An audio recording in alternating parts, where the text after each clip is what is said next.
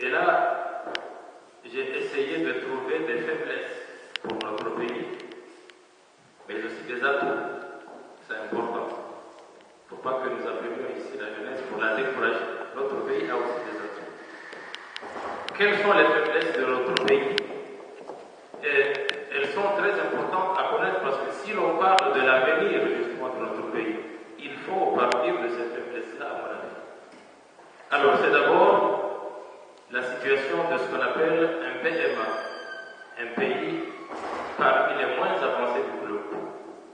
Les Comores figurent parmi les PMA, les pays les moins avancés du globe.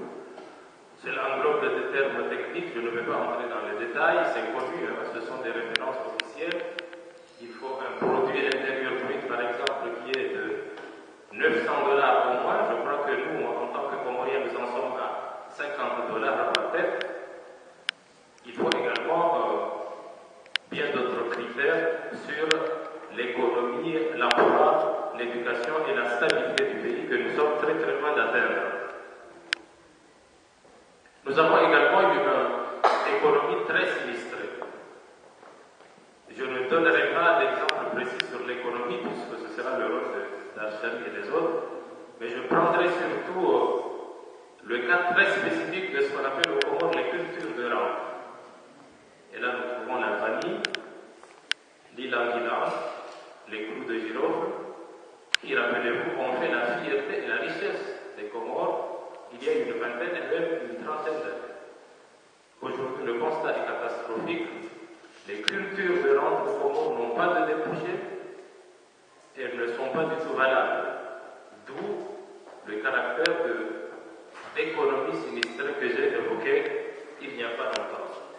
Nous avons également un secteur social qui est défaillant, qu'il s'agisse de l'éducation, de la santé et bien d'autres domaines. Nous avons une jeunesse abandonnée. Et tout le monde sait qu'une jeunesse abandonnée, c'est une jeunesse livrée à elle-même, avec tout ce que cela compose, y compris les extrémistes. Nous avons aussi une femme qui est marginalisée, alors qu'elle est supposée jouer un très très grand rôle dans l'économie du pays, dans le développement national.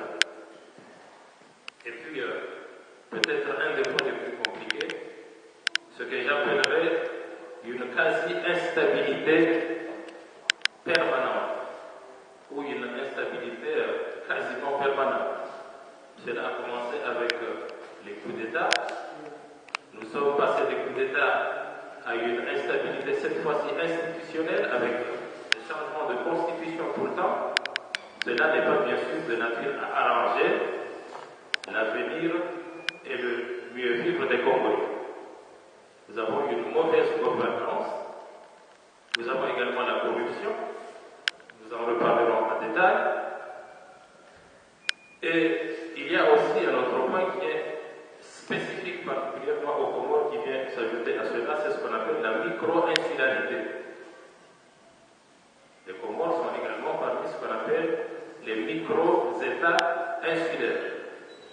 Et nous savons que l'insularité, le caractère de micro-État, est une source supplémentaire d'obstacles sur le chemin du développement. Voilà en quelques mots les faiblesses des Comores. Il y a tout de même des atouts. Et quels sont ces atouts? Le premier atout, à mon avis, est que notre pays est un de ces rares pays au monde que l'on peut, ou à qui l'on peut donner, sans trop se tromper, le titre de nation. Et je le dis parce que la définition d'une nation a des caractères objectifs et des caractères bien sûr subjectifs. Les caractères objectifs, nous les avons. Nous avons une seule langue avec bien sûr des variantes à travers les cibles, mais ça ne vous empêche pas de me comprendre avec Darchali qui est d'une autre ville ou de tel autre qui est de Moïli, donc c'est pratiquement une seule langue. Nous avons aussi, cela est connu, une religion, et nous avons pratiquement les mêmes cultures, avec peu de variantes bien sûr. Et bien ce sont les éléments fondamentaux de ce que moi je pourrais appeler une nation. La langue, la culture, la religion, puisque ce sont les ciments d'une société. Nous les avons. Je sais qu'il y en a qui argueront et qui diront que cela ne suffit pas. C'est pour cela que j'ai parlé de critères objectifs et de critères subjectifs. Puisque finalement, selon les philosophes, et surtout selon un philosophe que vous connaissez tous, le philosophe Renan, lui il disait que ce qui compte dans une nation, ce n'est pas toutes ces choses-là réunies. Ce qui compte pour que nous ayons une nation, c'est tout simplement la volonté de vouloir vivre ensemble. S'il n'y a pas cette volonté de vouloir vivre ensemble, eh bien on peut difficilement parler de nation. En tout état de cause, les critères objectifs pour que les Comores forment une nation, nous les avons.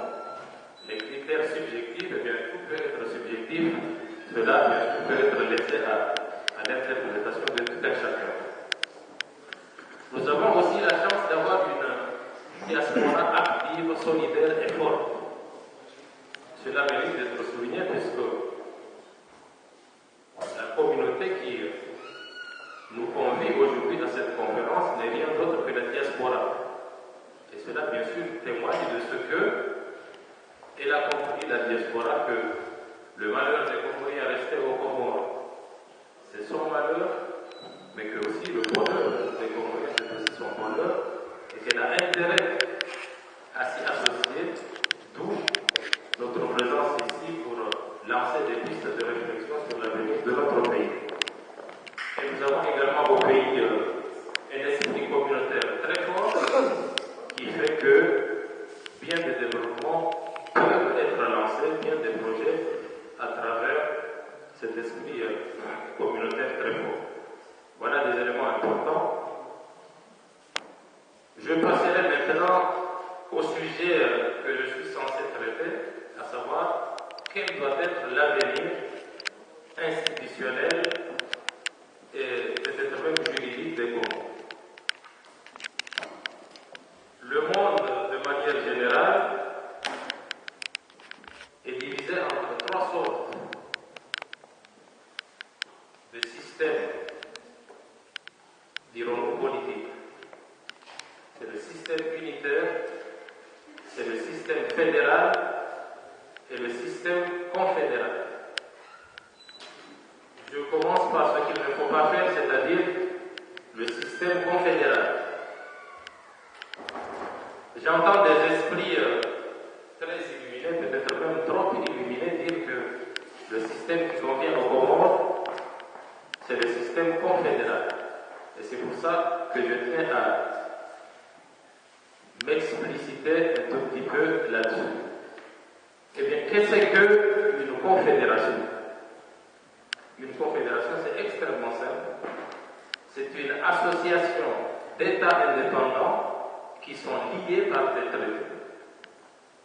Autrement dit, mesdames et messieurs qui êtes ici, si vous entendez une bonne âme vous parler de confédération pour les Comores, qu'est-ce que cela veut dire? Cela veut dire de manière extrêmement claire que dans un premier temps, les 4 îles vont être indépendantes, puisque c'est une association d'États indépendants. Et donc, nous n'aurons pas les Comores, nous aurons dans un premier temps 4 îles indépendantes. Et puis maintenant, vient le deuxième aspect, des États indépendants, mais qui sont liés par des traités, comme nous l'avons justement au niveau de l'Union européenne actuellement. Voilà l'exemple type d'une confédération. Et je le dis pour que les Comoriens le comprennent de façon très claire, puisque je sais qu'il y a des Comoriens qui militent pour cette option, malheureusement pour les Comores. Et d'ailleurs, l'expérience des confédérations a montré que ce sont des entités qui ne durent pas. Souvenons-nous de la confédération de la Sénégambie, entre le Sénégal et la Gambie. C'était probablement de 83 à 89, vous m'excuserez si je n'ai pas les dates exactes en tête. Mais c'était condamné à l'échec. Parce que le Sénégal voulait garder sa souveraineté, et bien sûr la Gambie voulait d'autre part garder sa souveraineté. Et je précise également ce point important que dans les relations internationales et dans le droit international, la souveraineté des États confédérés est reconnue très officiellement. C'est-à-dire que le droit international reconnaît qu'une confédération, c'était l'ensemble d'États, mais qui sont indépendants, qui sont tout simplement liés par des traités qu'ils peuvent à tout moment dénoncer. Et s'ils dénoncent les traités qui les lient, ils redeviennent tout simplement des États indépendants, avec chacun son destin à part. Moi, à ceux qui me parlent de la Confédération, j'ai l'habitude de leur dire une simple chose. Si les Comores deviennent indépendantes, que chaque île décide de son sort à part, de manière indépendante, qu'est-ce qui obligerait dans ce cas-là la Grande Comore à aller constituer une confédération avec Moïli ou en jouant, puisque chaque État est indépendant, rien ne les lie désormais. Et donc, en jouant, on peut aller constituer une confédération avec les Seychelles, si c'est le type de schéma qui lui convient. La Grande Comore peut aller constituer une confédération avec Madagascar, si c'est ce qui lui convient au niveau de ses intérêts, etc., etc. C'est pour vous dire de manière extrêmement claire les dangers de la confédération. Si on parle de confédération, sachez tout simplement que c'est l'éclatement des Comores dans le cadre de 4 entités qui vont être tout simplement indépendantes. Et ça, les Comoriens doivent le savoir et de manière très précise, puisque ce sont eux qui vont faire le choix, soit par la voie de référendum s'il faut voter, soit tout simplement par des constitutions qui, comme d'habitude, sont rédigées dans des salles très climatisées par certaines têtes qui décident tout simplement à la place des autres. Voilà en ce qui concerne la confédération. En intermédiaire, il y a la fédération. La fédération, c'est ce que nous avons actuellement. Donc, c'est à nous de voir si c'est le système qui convient, bien sûr, ou si c'est l'autre système qui est plutôt l'État unitaire. Ce qui est très subtil, là encore, si vous observez la constitution actuelle des Comores et l'architecture ainsi que les mots, puisqu'ils sont importants, surtout en termes de droit, eh bien vous vous rendrez compte que les Comores sont en train de glisser progressivement, peut-être même sans que nous le sachions, vers la confédération. Prenez tout simplement la dénomination des Comores. Avant, on parlait de république. Maintenant, nous parlons de quoi? Union des Comores. Comme nous pouvons parler de l'Union africaine, comme nous pouvons parler de l'Union européenne. Et bien moi, je vous dis, mesdames et messieurs, que ce n'est pas fortuit. Ce n'est pas fortuit. Ça mérite une très bonne réflexion. La fédération, et surtout pour revenir sur cette dénomination d'Union des Comores. Je me rappelle, lorsque les négociations étaient entamées avec les séparatistes d'Angola, pratiquement 50% des discussions portaient sur la dénomination d'Union des Comores. Parce que les séparatistes ont dit c'est fini, nous n'allons plus appeler notre pays la République, nous allons désormais l'appeler l'Union. Je vous laisse comprendre. S'ils tenaient à ce que nous disions Union au lieu de République, et si 50% des discussions ont porté sur ça, vous comprendrez bien sûr qu'il y avait d'autres idées derrière. Et que je n'insulterai pas votre intelligence jusqu'à oser creuser plus loin. Moi, personnellement, je suis partisan de ce qu'on appelle un État unitaire. C'est-à-dire un seul État, une seule entité, avec l'autorité gouvernementale qui s'exerce sur l'ensemble du territoire.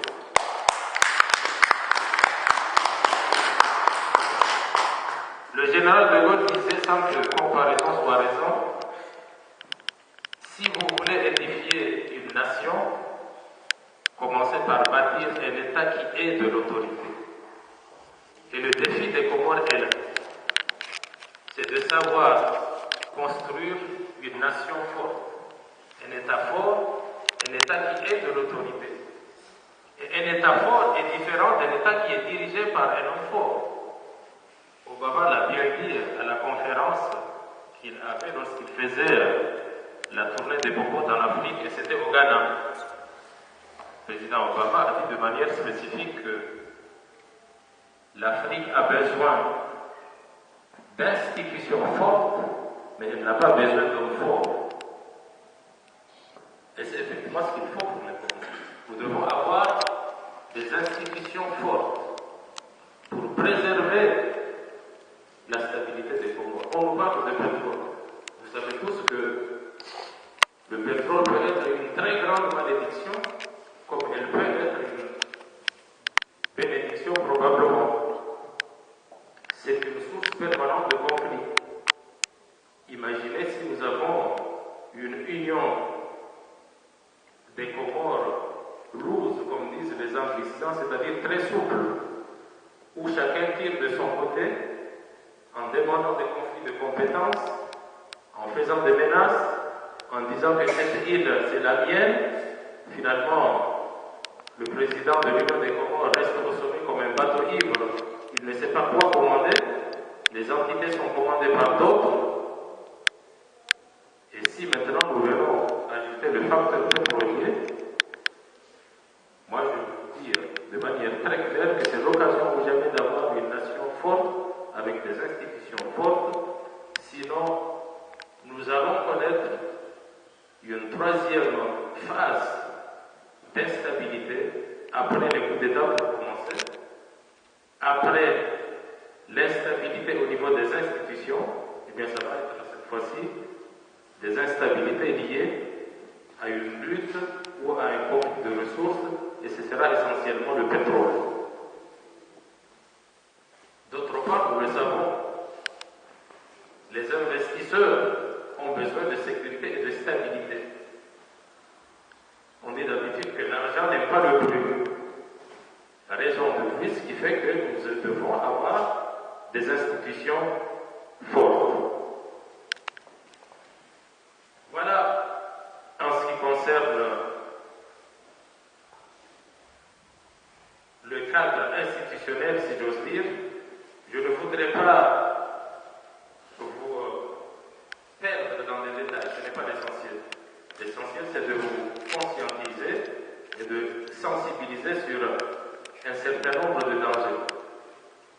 Et donc, je schématise la vision que moi j'ai de Comores, c'est une nation, celle d'une nation unitaire, mais j'ajoute un autre terme cette fois-ci, mais largement décentralisée.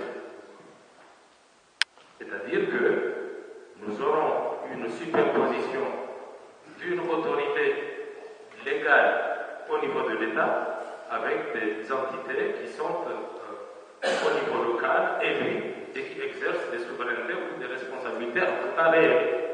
Étant entendu que selon les spécialistes, la décentralisation, c'est une dévolution de pouvoir par élection, alors que la déconcentration est une dévolution de pouvoir par désignation.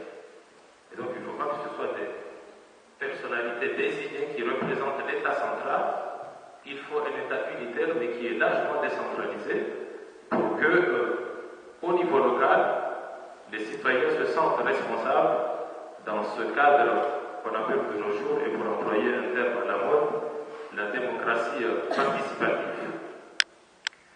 Tout cela, bien sûr, ne va pas sans des préalables, ou je dirais même doit aller de pair avec d'autres points. Il ne suffit pas d'avoir des institutions fortes. Il faut qu'il y ait aussi ce que j'appellerais des piliers. Et ces piliers, c'est en premier lieu l'armée, la sécurité. Il n'y aura pas de développement sans sécurité, cela est connu.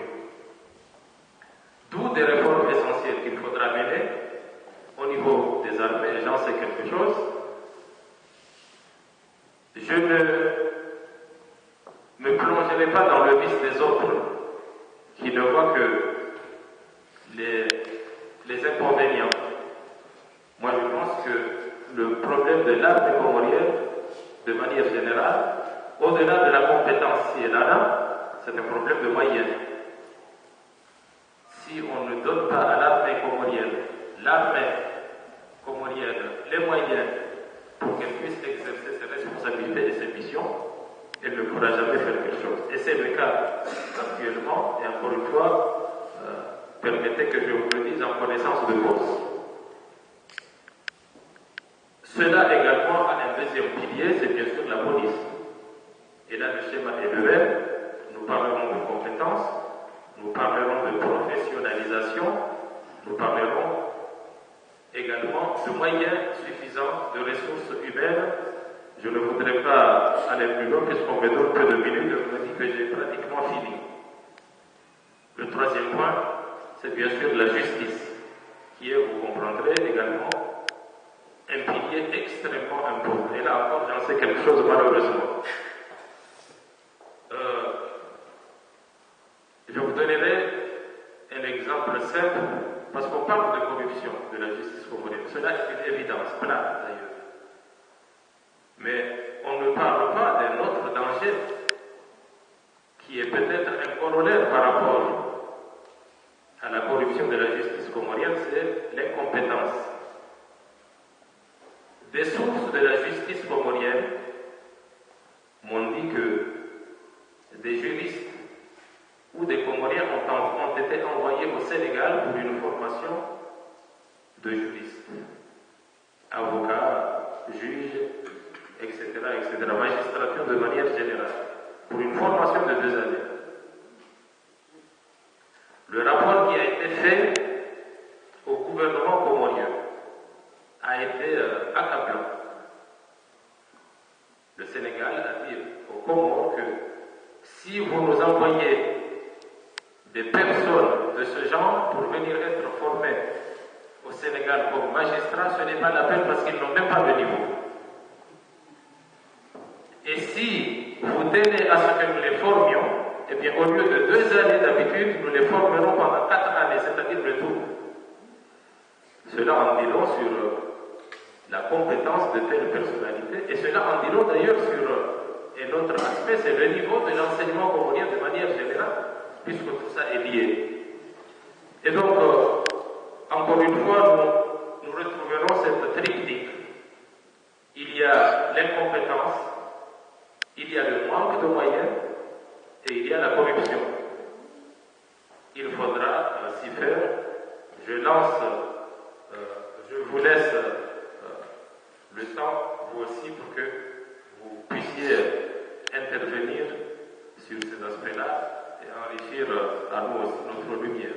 Mais naturellement, il est évident que la justice est la base de tout.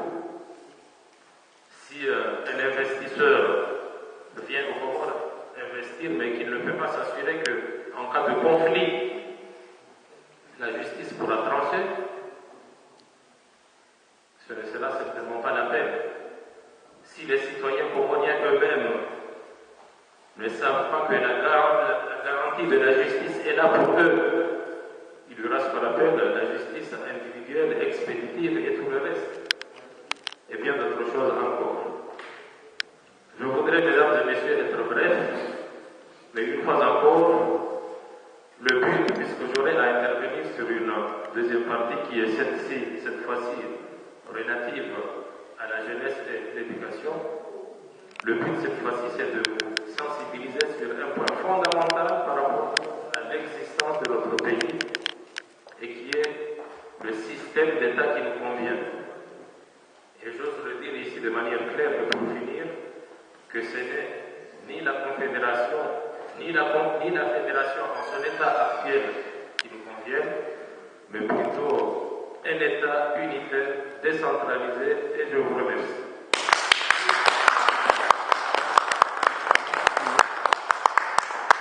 Merci de cet exposé très intéressant.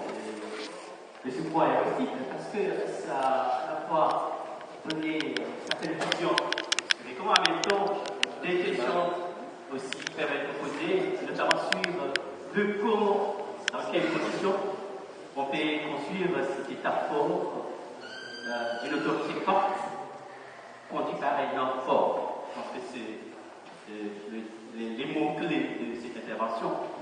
Peut-être les conditions vont être développées par Darshani, parce que pour fonder cet état fort, il faut peut-être l'économie forte. Donc, je ne vais pas traiter sur ce sujet. Je donne la parole à Darshani Nikidash, qui est expert en fiscalisme, en même temps économiste. Il est le fondateur d'un site d'entrepreneur qui réfléchit sur les questions d'ordre économique. Vous avez la parole pendant 10 minutes.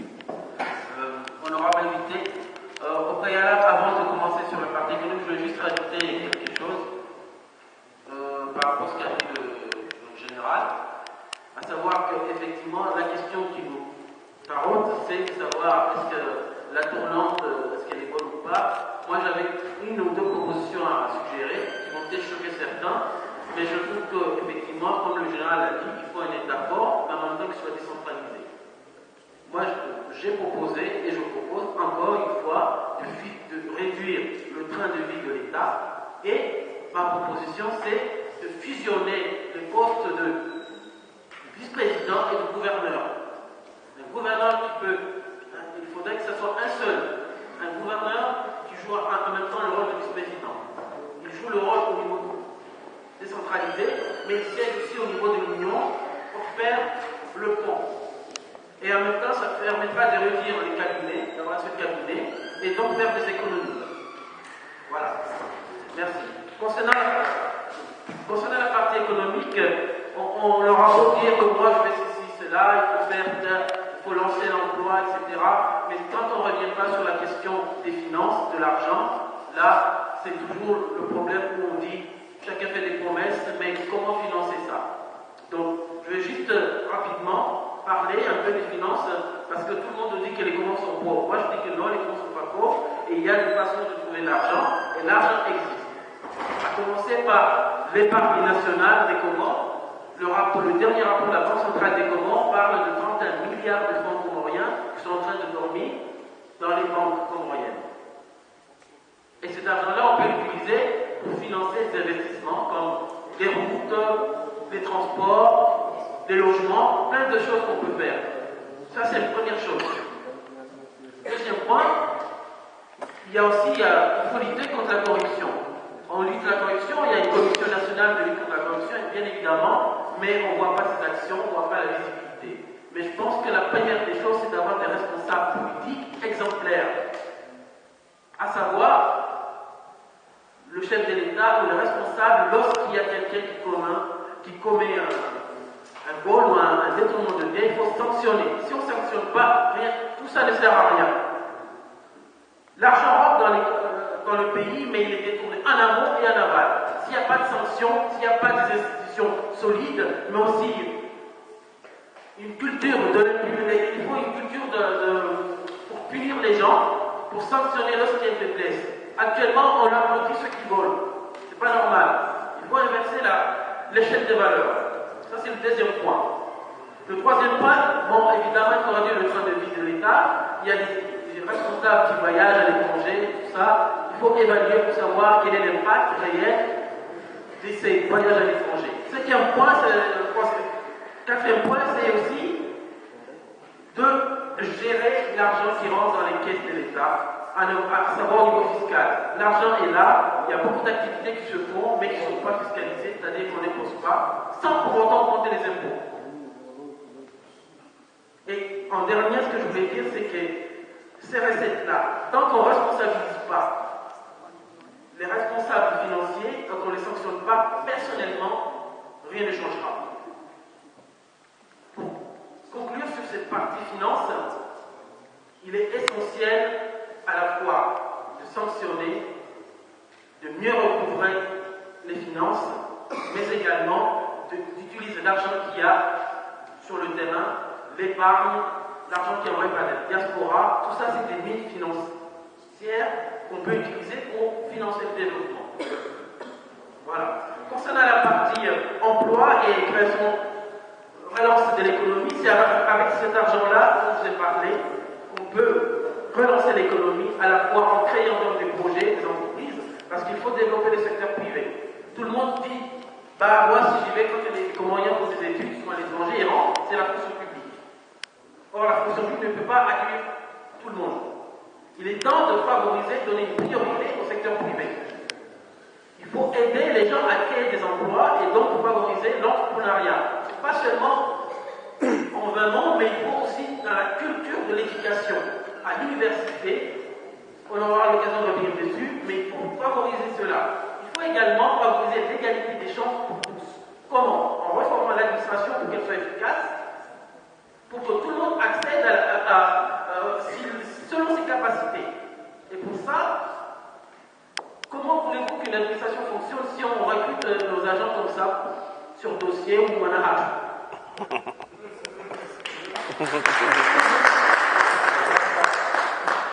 Il faut une culture de concours, de sélection et de compétences. Et là, il faut que ça s'applique à partir donc des responsables. Comme on doit faire pour les bourses. On doit donner les bourses aux meilleurs. Bien entendu, il peut y avoir une part de critères où on regarde dans la situation familiale, mais il faut donner aux meilleurs. Comme l'a dit le général, si on envoie des boursiers à l'étranger sans plan, il n'y a pas un plan national qui définit et qui doit aller étudier pourquoi et pour quel développement des Comores. Comment voulez-vous que ça avance? Donc, au niveau du plan, du commissariat au plan et de la stratégie de développement, il faut y penser. Donc, en combinant à la fois le secteur privé et le public, on peut arriver à favoriser le secteur privé. Je vous donne un exemple précis. Tout dernièrement, il y a 34 millions de dollars, ça fait à peu près 17 milliards de fonds comoriens qui ont été octroyés par la Banque islamique de développement pour le secteur privé. Comment ils vont utiliser cet argent-là? Bon, il y a une plateforme publique-privée qui a été mise en place pour une discussion. C'est une bonne chose. Mais quand on doit revenir au niveau de la question fondamentale, c'est aussi l'énergie. Comment voulez-vous relancer l'économie s'il y a des délestages, s'il n'y a pas de courant? Moi, je propose, il y a des mesures qui sont mises en œuvre, notamment le fuel, la géothermie, c'est des mesures qui vont arriver, mais c'est à moyen et long terme. Mais à court terme, il faut à la fois réduire le gaspillage. Je vous donne un autre exemple. Il y a un collègue qui m'a parlé avant-hier qui me disait qu'il a travaillé à EDM, c'est-à-dire la Société d'électricité de Mayotte, et où il y avait à peu près, dans la ville, il y avait 40 000 habitants, et ils avaient comme employés dans la société 150. Au Comore, pour la ville de Moroni, on a 30 000 habitants, et on emploie combien? Devinez? 650. Vous voyez la disproportion qu'il y a. Il n'y a pas d'efficacité, il y a des pertes d'essence qui vont partout, et donc là, il faut réduire ces dépenses-là, il faut que l'État soit exemplaire, pour donner l'exemple. Comment voulez-vous que l'État, que la société fonctionne si déjà l'État ne paye pas sa part? Donc, tous ces éléments, c'est qu'on peut aussi développer, favoriser la création d'emplois par la diaspora, par des mesures qui permettent aux gens d'investir. Comme a dit le général, il faut sécuriser les investissements. Et pour ça, il faut donner des gages en matière de justice, en matière de sécurité, et aussi le foncier. Tout ça, ces éléments qui nous amènent aussi à revoir ensemble ce que c'est l'économie. L'économie, c'est pas seulement de faire du commerce, d'importer des produits et des vendre, mais c'est aussi de créer nationalement. Il y a des richesses. On peut voir, votre ami Karim va développer ça, mais juste, il faut aider à valoriser nos produits nationaux. Favoriser les nationaux qui produisent au lieu des importations. Il faut taxer les produits importés si ces produits sont faits localement. Par exemple, il y a les produits de la vanille, etc. Nous, on prend nos produits, on les vend à l'extérieur, les autres les transforment. L'État doit aider les entrepreneurs, les exploitants à valoriser le produit et même à le transformer localement. Parce que ça crée des emplois.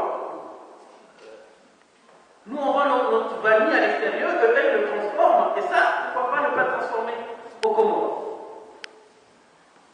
Il y a quelques jours, je suis entré en contact avec une dirigeante qui travaille en Tanzanie.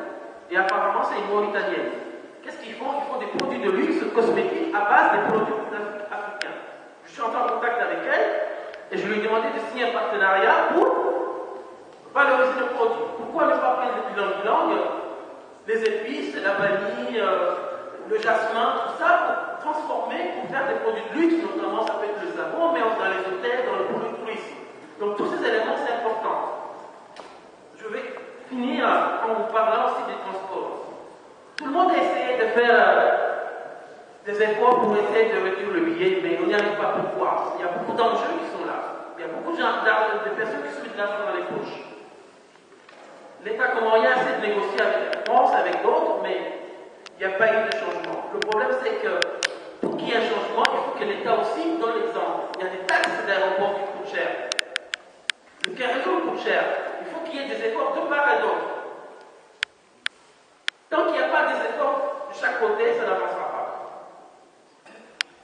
Beaucoup ont essayé de créer des compagnies aériennes, tout ça, mais ça ne marche pas. Mais je pense qu'avec l'épargne qui existe au Comores, 31 milliards, c'est l'équivalent d'une année de recettes fiscales. Et qui sont là, qui doivent reprendre. Il y a une semaine, j'ai discuté avec le président de l'Union des maires des Comores qui me disait Cameroun, ils avaient 4 milliards de francs comoriens qui sont là. Qu'est-ce qu'ils font? Ils attendent l'autorisation de la Banque centrale pour placer cet argent-là à l'extérieur. Je trouve ça normal. Alors qu'il y a du chômage, on peut aider l'agriculture, on peut aider à transformer, on peut valoriser le produit et créer des emplois.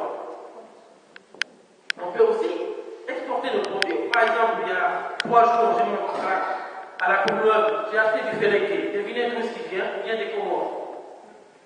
Mais comment ils l'ont eu? Il faut passer en douce. Pourquoi ne pas signer des accords pour des produits spécifiques pour permettre que nos produits là-bas soient vendus ici? C'est un marché. Et c'est un marché, ça crée aussi des emplois. Enfin, au niveau de la diaspora, il y a beaucoup de choses à dire, mais on reviendra dessus. Mais ce que je voulais souligner, c'est que à chaque fois que les Comoriens rentrent au pays, qu'est-ce qui se passe? Ils achètent les produits lors de l'occasion des grands mariages, mais ces produits-là viennent d'où? Ils viennent de l'extérieur. Ce n'est pas produit au pays. Quand c'est produit à l'extérieur, ça ne crée pas des emplois. Ça veut dire que l'argent des Comores part à l'étranger. Alors qu'on peut favoriser l'économie nationale, faire sur une période déterminée une politique pour favoriser les productions nationales. Et enfin, pour le tourisme, c'est vrai que c'est une richesse qui est énorme, qu'on peut exploiter. Je vous donne un exemple encore. Quand on compare les Comores avec les autres pays aux environnants, l'île Maurice reçoit chaque année 1 million de touristes.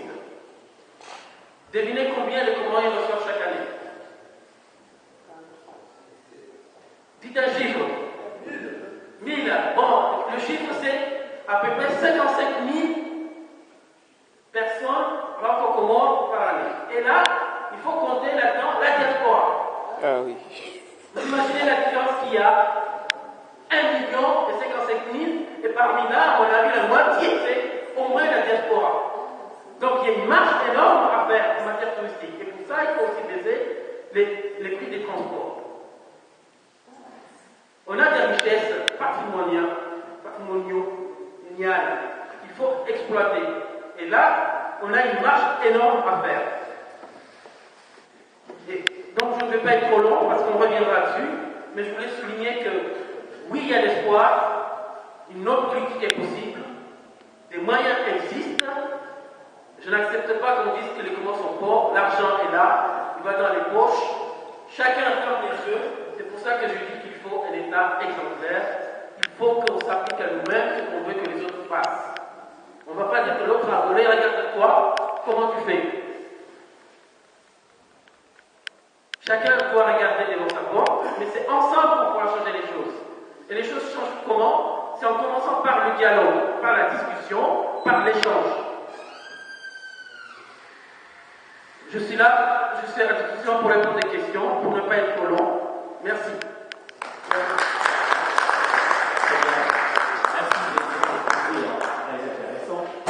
Donne des clés, des solutions pour essayer de poursuivre cet état fort avec une économie, avec la participation bien sûr, le mot revenu plusieurs fois, est récurrent de la diaspora. Et donc nous avons vu que la diaspora est le moteur, en tout cas des nations migrantes, la diaspora arménienne, la contribué au règlement économique. également. La diaspora